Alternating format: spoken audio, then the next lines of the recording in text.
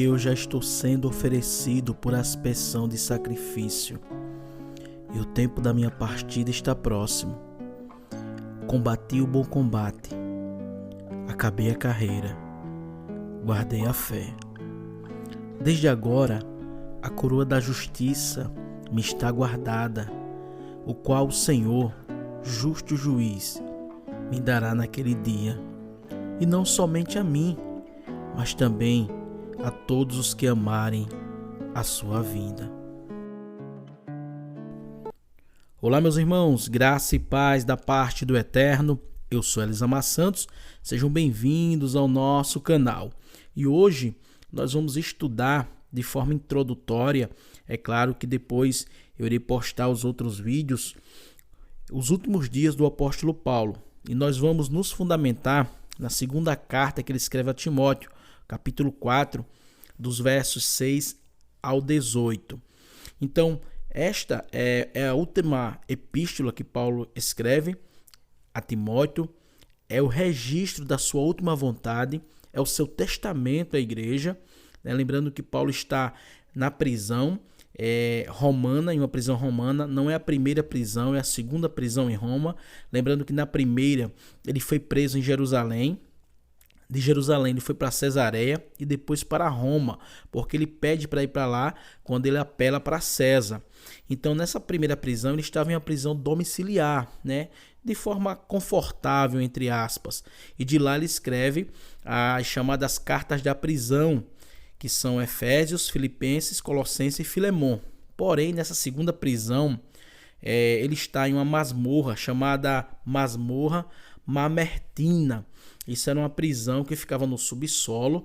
Os romanos construíram esse tipo de prisão. Era uma prisão úmida. E os romanos construíram essa prisão para os seus soldados e também todos aqueles que tinham cidadania romana.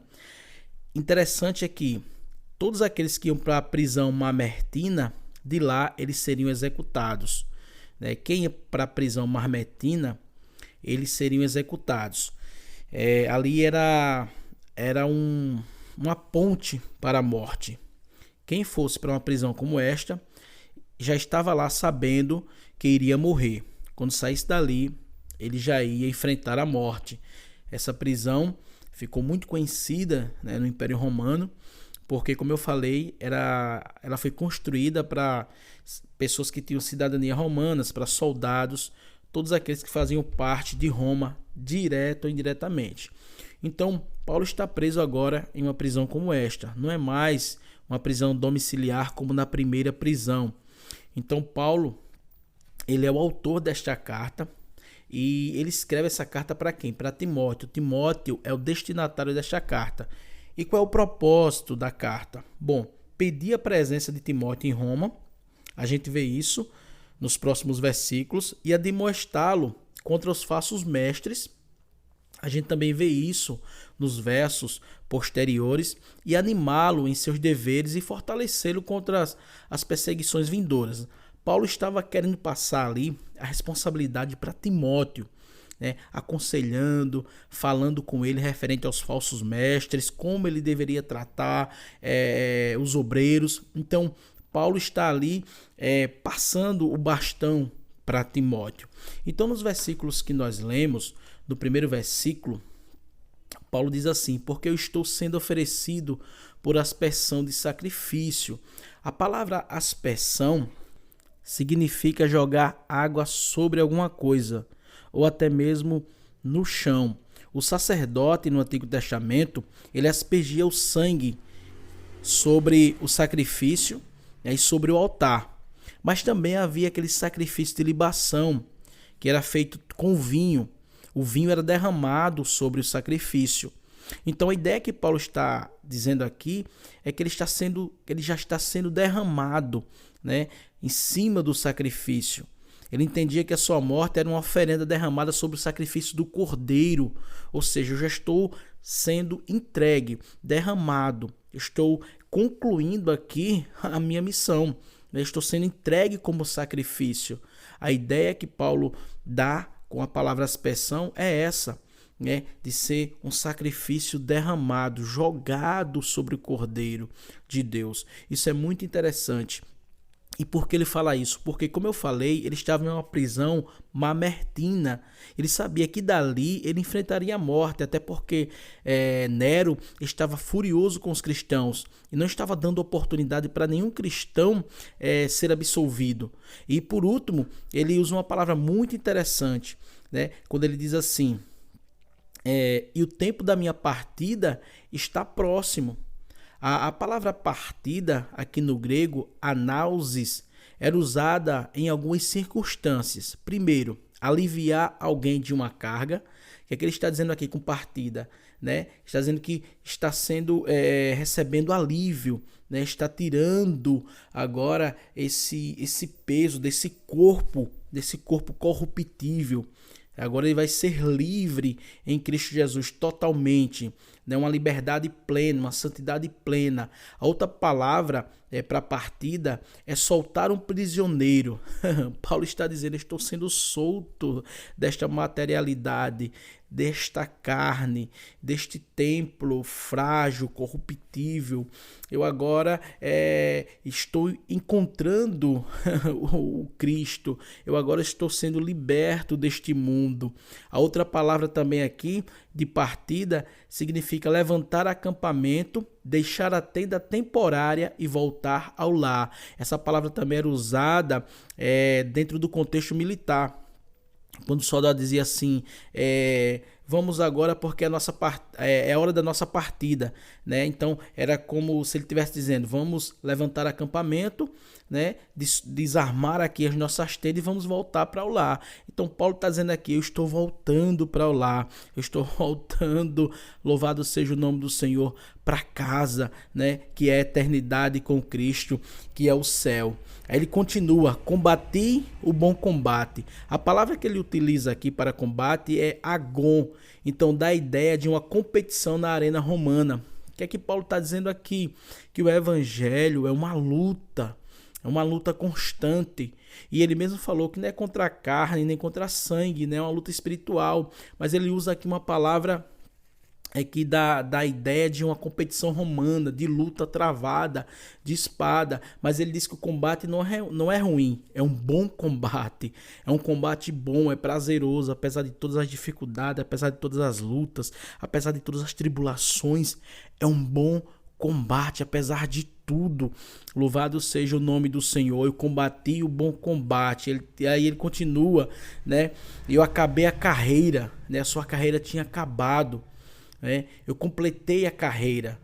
Ele está dizendo aqui que apesar das dificuldades, apesar de tudo, eu consegui completar a minha missão, aquilo que me foi proposto pelo Cristo. Então é fácil começar, é muito fácil começar, o difícil é terminar. Então na vida é necessário resistência, muita resistência, para a gente concluir uma obra, concluir um trabalho, concluir aquilo que foi nos dado, a responsabilidade que foi passada para a gente. Porque no início a gente começa com todo entusiasmo, porém depois vem as dificuldades. Mas Paulo disse, não, eu completei a carreira, eu completei. E quando ele fala isso, eu me lembro da batalha de Maratona, né? Foi uma batalha que aconteceu antes de Cristo com os atenienses, com os gregos. E quando eles venceram a batalha, aí um mensageiro correu uma distância enorme para dar a notícia da vitória, né, para os reis. E quando ele chega lá, ele dá a notícia e morre. Mas ele completou a carreira. Antes de morrer, ele deu a notícia. Ele disse, olha, nós vencemos. Assim que ele declara a frase que a batalha foi ganha, ele morre. E por isso que essa batalha ficou sendo chamada de Batalha da Maratona.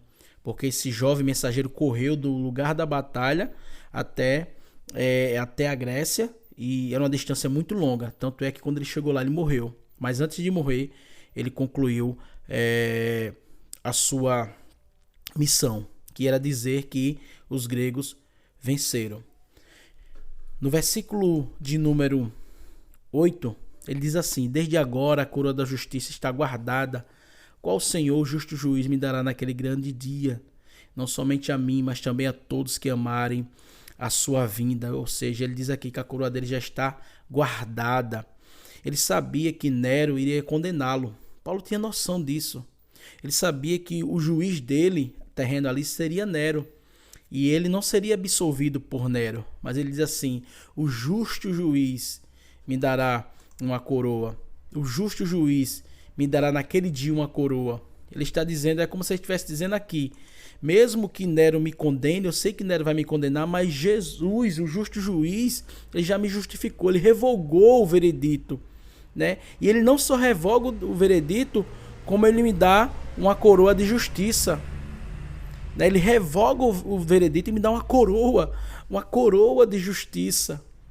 Louvado seja o nome do Senhor. Então isso é muito impactante.